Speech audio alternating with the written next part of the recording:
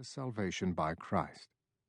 Each made a dark compact to slake his thirst no more upon the blood of man, but only upon the consecrated blood of Christ, a blessing that allowed them to walk half in shadow, half in sunlight, balanced on a sword's edge between grace and damnation. Sworn now to the church, each served God as both warrior and priest. Those very duties had drawn Bernard and the others to the gates of Jerusalem. Through the cries and carnage, the wooden cart rolled at a steady pace. Bernard willed the wheels to turn faster as dread clutched him. Must hurry. Still, another need rang through him just as urgently. As he marched, blood dripped down the walls around him, ran in rivers across the stones underfoot.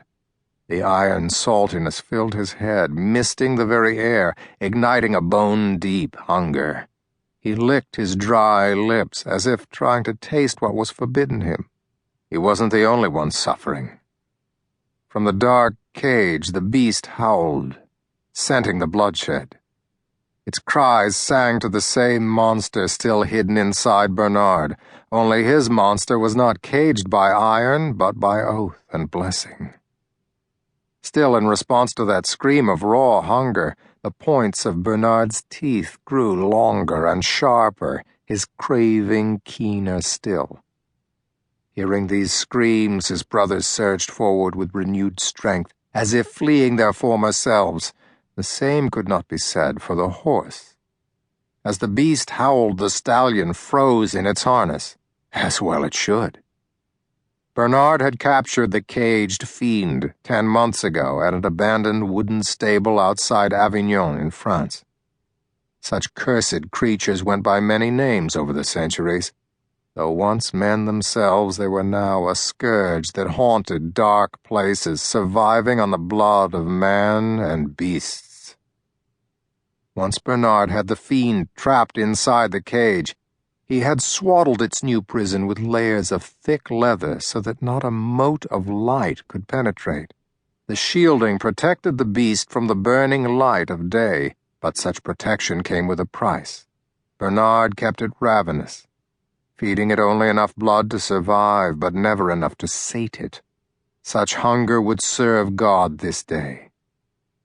With their goal agonizingly close, Bernard attempted to get the horse moving again. He stroked a soothing hand down its sweat-stained nose, but the animal would not be calmed. It heaved against one side of the traces, then the other, struggling to break free. Around him, Sanguinists swirled in the familiar dance of battle. The shrieks of dying men echoed off the uncaring stone. The beast inside the cage beat the leather sides like a drum and screamed to join the slaughter, to taste the blood. The horse whinnied and threw its head in fright. By now, smoke rolled out from neighboring streets and alleys. The smell of burnt wool and flesh stung his nostrils. The Crusaders had begun to torch sections of the city. Bernard feared they might raze the only part of Jerusalem he needed to reach, the part where the holy weapon might be found.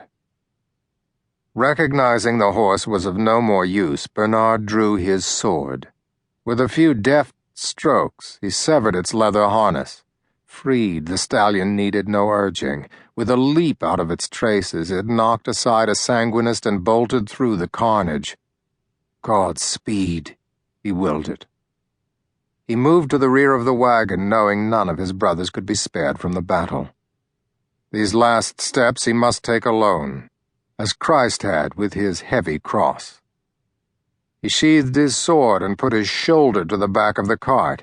He would push it the remaining distance. In a different life, when his heart still beat, he was a strong, vigorous man. Now he had strength beyond that of any mortal. With the tang of blood becoming a humid stew in the air, he drew a shaky breath. Red desire ringed the edges of his vision. He wanted to drink from every man, woman, and child in the city. The lust filled him near to bursting. Instead, he gripped his searing cross, allowing the holy pain to steady him. He took a slow step, forcing the cart's wheels forward one revolution, then another. Each turn brought him closer.